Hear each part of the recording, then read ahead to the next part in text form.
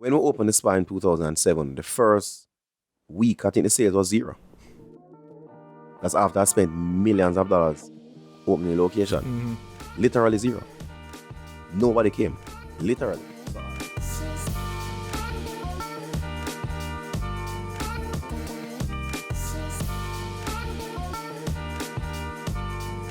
Welcome to the Transformation Blueprint, Garth. Thanks for being here. Yeah, man. Thanks for having me. You've gone into business when other people thought it was insane to do, and you've continued to grow and innovate in the space. And I want to get into sort of your experience and background, but first I want to say you're a big influence. Thank you again for being here. Yeah, man. Definitely. Thanks for having me. All right. So for many people who don't know, why don't you let us know who you are and what is you do? All right, I'm Garth Walker. I am the managing director for Business Access TV. I'm the chairman for Creative Media and Events, which is a events execution company. I'm also the chairman of Adam and Eve Day Spa. Okay. That's a local spa. It's the second largest spa in the entire island, outside of a hotel. Right. And I'm also co-founder with a gentleman called Ryan Reed of a company called GrowthTek, which we just signed an exclusive contract with the government to put Wi-Fi on the JUTC buses. Right. And I'm also involved in a company called Perfect Pour, which is a bar company as well. I'm a founder in that company along with a gentleman called Dean Shepard. So Dean Shepard from Blueprint. From Blueprint, yeah. How do you find the time to do so much things? Right, sometimes I ask myself the same question. But the fact of the matter is that all of those businesses didn't start at the same time. So as in business, you evolve over time. Right. Yeah. So the first business that I was involved in real was Adam and Eve. We opened Adam and Eve in 2007. A small location at the time. It was 1,800 square feet. Myself and my wife, Kimisha. So that was in 2007. So I'm not running that business. Right. My wife controls that business on a day-to-day basis. So that's that. And then in 2008, we launched Creative Media and Events. Myself and Leighton. Leighton really handles the day-to-day activities of that operation. Perfect Pour Bar Services, that was launched recently. The day-to-day activities of that is handled by Selena Taylor. GrowthTek, Neil Lawrence, he's the CEO there. And I am the managing director of Business Access TV. So when you really look at it, all the businesses pretty much have a head running them. And I'm just a part of the company. Right. So I guess when you look at it from that perspective, you can find time.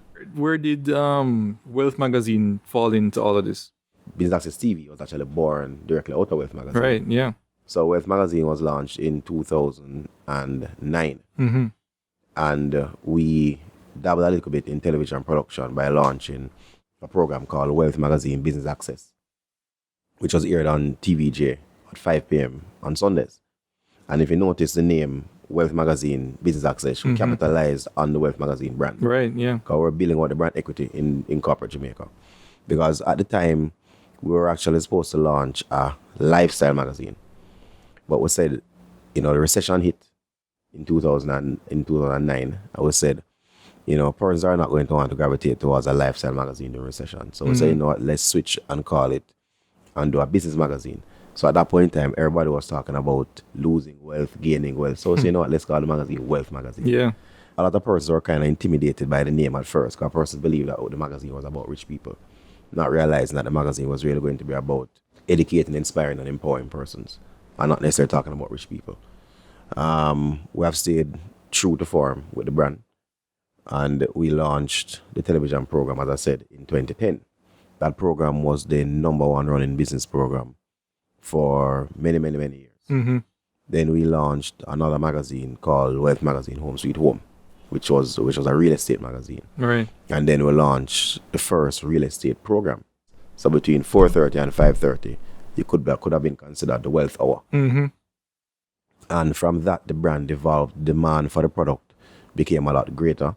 We saw a need. We saw that there was a niche to be filled, and we went after it. How did you know that business programming would be a hit? Because this 2009, this is Jamaica, first of all. Entertainment runs the show. But then, so you launched a business program. How did you know that would be a hit? And how did it get to that point where it's locking down TVJ? When we launched our Wealth Magazine business program, we really looked. I've told Owen James before, I give him credit, because Owen James was I wouldn't say mentor, but he's somebody who I look up to a lot in the business community. He's a walking encyclopedia when it comes down to the rich history of business in Jamaica. And we looked at how he executed his program. And at the time, we said, you know what? Owen is very relevant. He's very credible.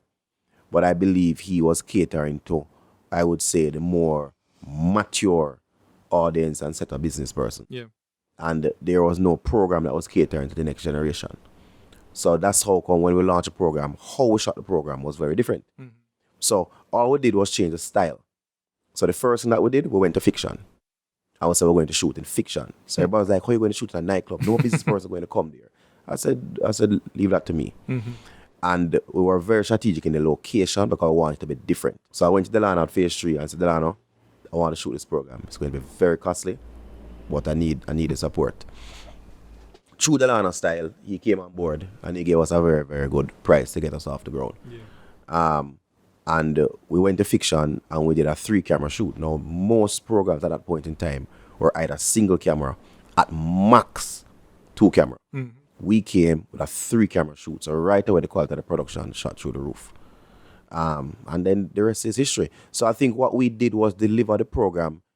The tagline for the show at the time was a different kind of business show. So we delivered the program in an entertaining fashion, but it was business. Yeah. Because we wanted the content to be relevant where the average person could understand, and it wasn't only the seasoned business person. So we're very targeted with the financial jargons. We wanted to ensure that we use less of them, mm-hmm. and ensure the information was disseminated in a way where the average Joe could understand what person's talking about. Right. So I definitely want to get into that more, and a lot of the ideas about where the confidence came from to start, but I want to take it all the way back a bit. Because we're just talking about how you find time to do everything. One of the things that you're very famous for, is on Instagram, is every morning you're in the gym religiously, and that's I think I commend that also. But like, it's also goes to show like you just have some time that you just pull out of all these odd places. It's crazy. I can tell you, I don't know how I do it. And for years I've been paying for the gym and wasn't going. For years. I mean, I literally wasted money for about 3 years. Every January 1, I said, this is the year. And I had a incident in 2016. Mm-hmm. I really started working out seriously January 2017. So in 2016, November, I came home late to go to a function. And it was a very important function, and none of my suits couldn't fit me. Wow. None of my suits couldn't. Yeah.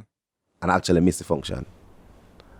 And that's when I looked in the mirror and I said, listen, that's it. And the next morning, I literally signed up for the gym. Mm-hmm. And that was it. I've never looked back since. So no matter how late I come in the nights, gym is a must in the morning. And I go to the gym at 5:30 every morning. All right, so let's go back now to what high school you went to? JC. You went to JC. Okay, so big up Tyrone and other people. Yeah, man, big up Tyrone, man. Chris Willie. Yeah. So JC, were you entrepreneurial then to know? No. I never saw myself as an entrepreneur at that time. I really saw myself going to school, getting a good education, and getting a job. Mm-hmm. And I was a troublemaker in school. So my parents were very worried. Because I did no work. Yeah. I did no work. I settled down. I was one of those that settled down very late. So when I settled down, I finished school, did my first degree, went on to do my master's. I was the youngest person in my class doing my master's. I graduated my master's when I was 27. I was the youngest master's person. In what? Business administration.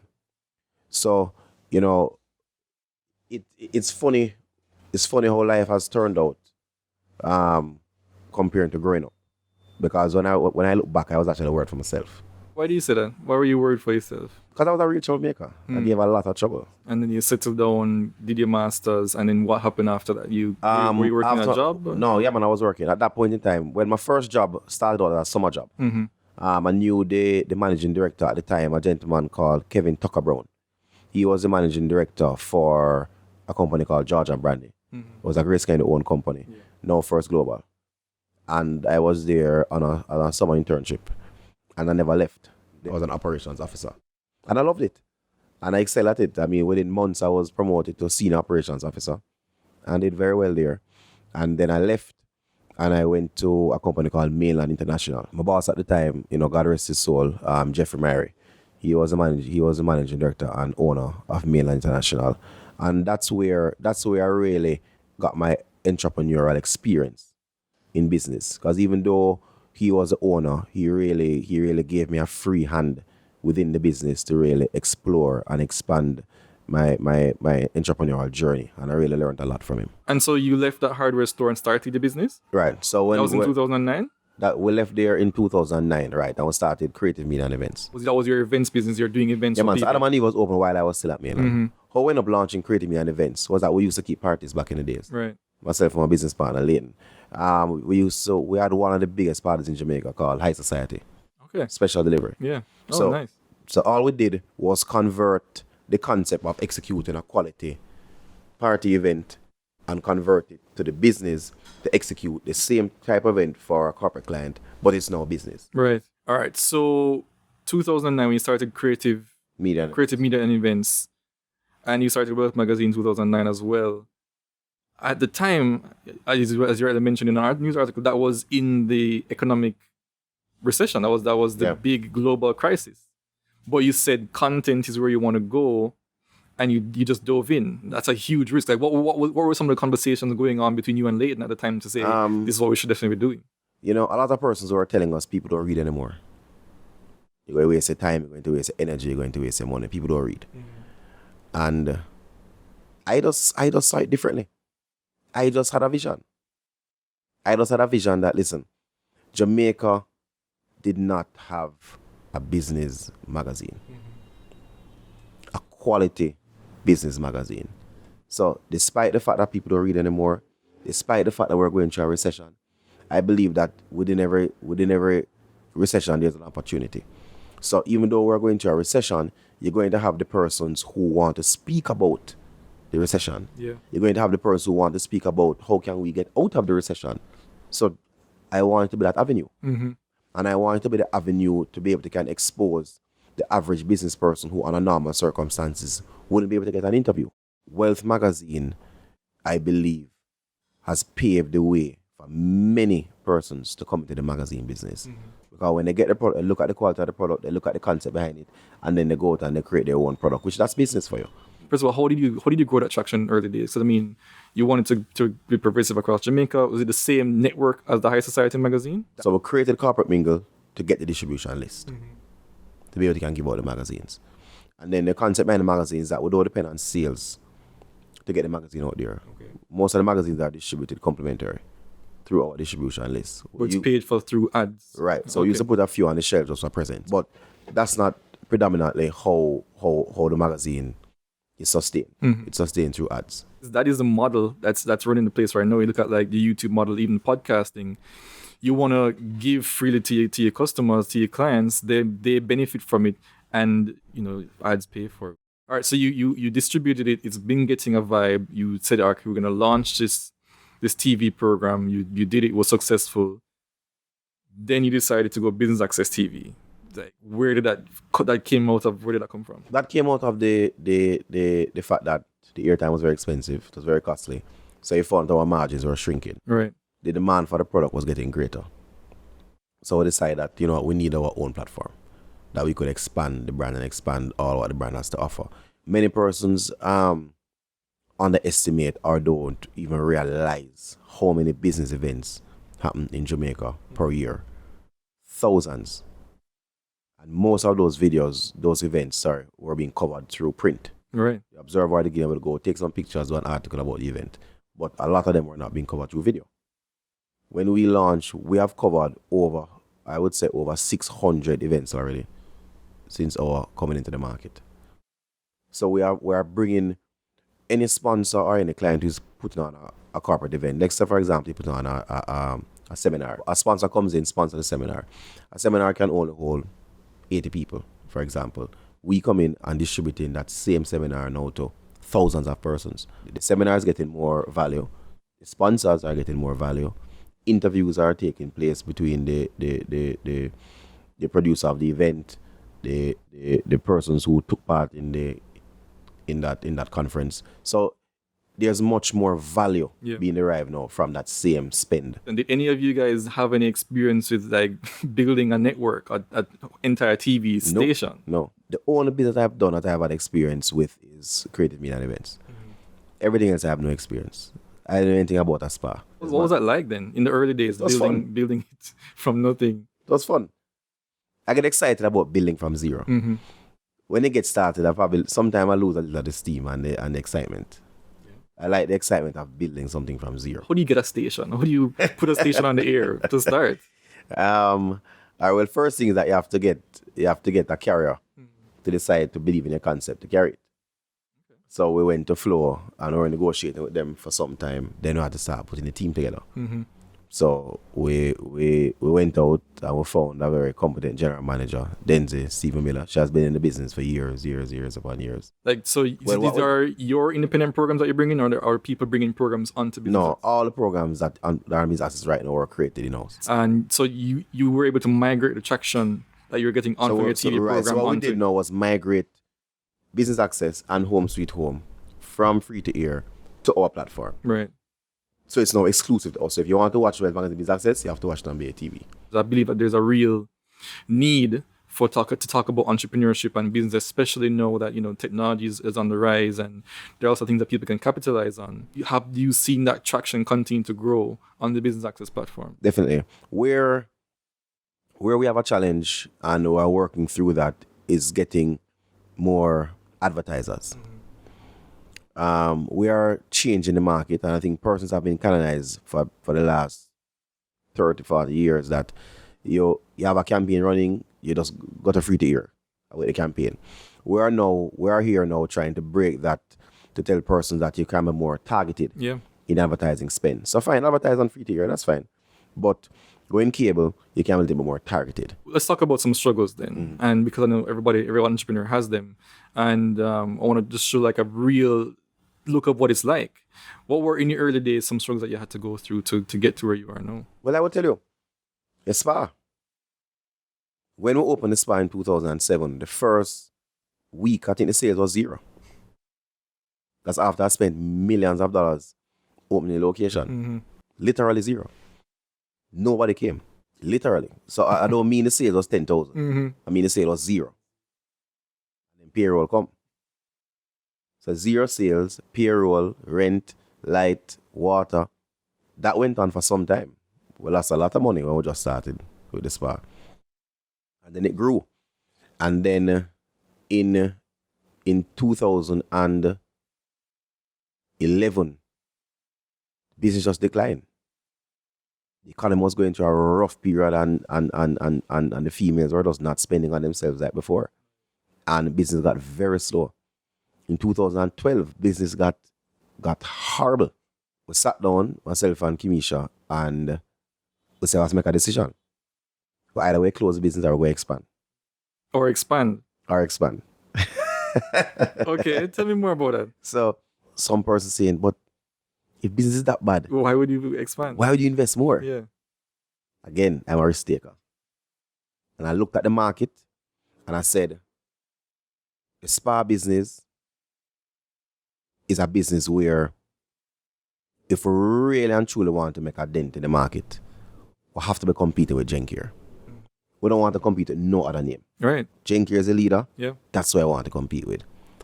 So I said to my wife, I said, babes, let's go location hunting. The location at the time was a dilapidated building. Homeless persons were living in the building. Rats were in the building. That's the one in New Kingston? Yeah. Okay.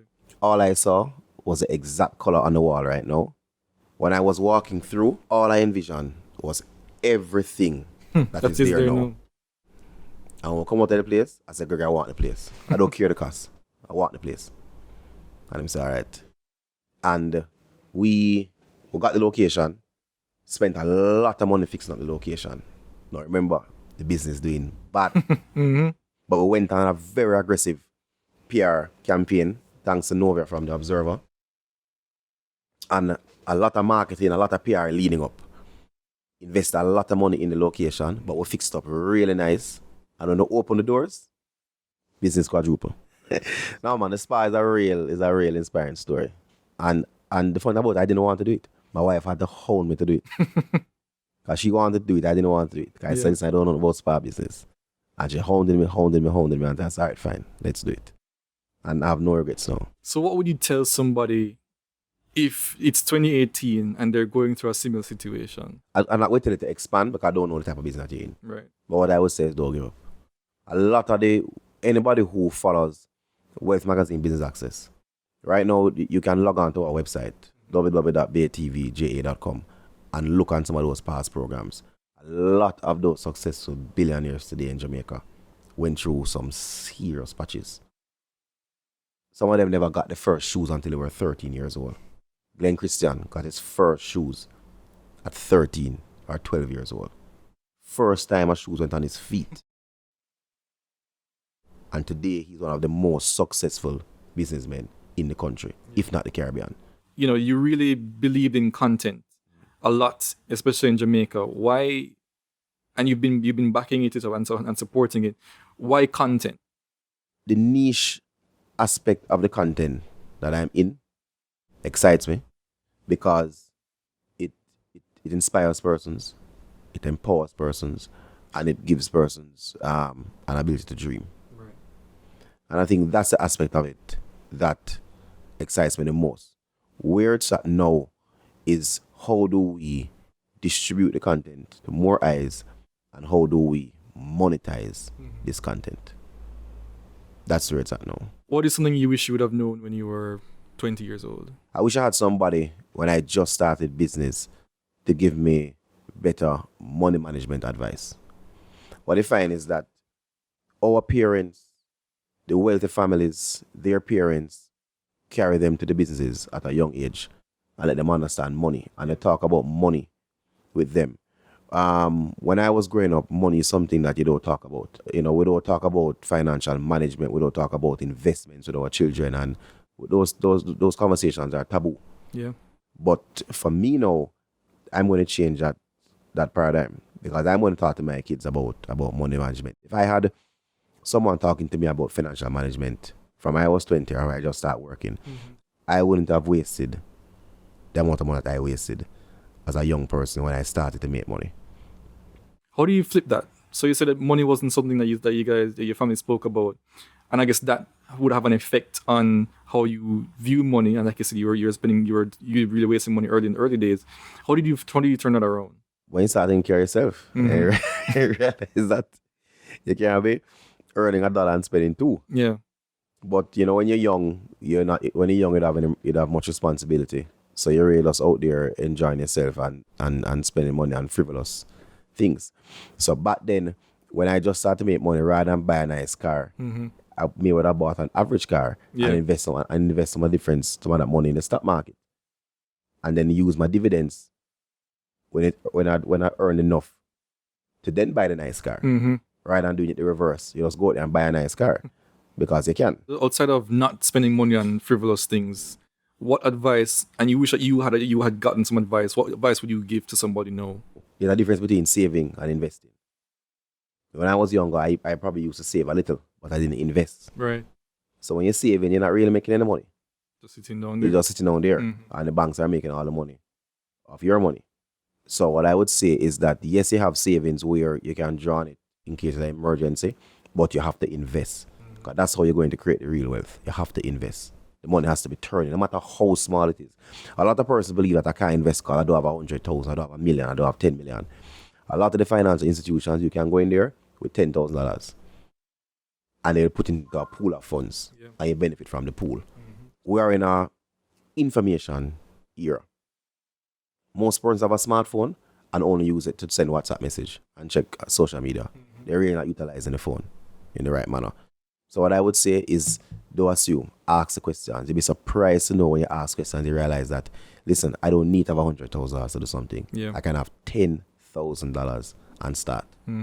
Like I said, you can pick up the phone right now. You don't even have to call somebody. You can DM JMB, DM one of these people, And they answer you. they'll answer you. Yeah. And they'll give you good advice. I think a bit about this book, The Richest Man in Babylon, George Clayson, and he talks about this idea of paying yourself first and making your money your servant to work for you, so that you don't have to continue to.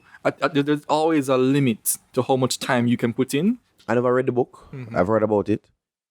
But that's a myth as well. You can't always pay yourself first. Because I can tell you, I'm an entrepreneur, and there are some months so I don't pay myself to ensure my team members get paid. Well, that's true. Pay yourself first, meaning when you get your money, Okay. that you put aside some Okay. money before you spend Okay. it. Okay. Before you take out your expenses, you put aside some money Okay. first. Okay. Yes, that's what it doesn't mean about pay. So Okay. I agree with.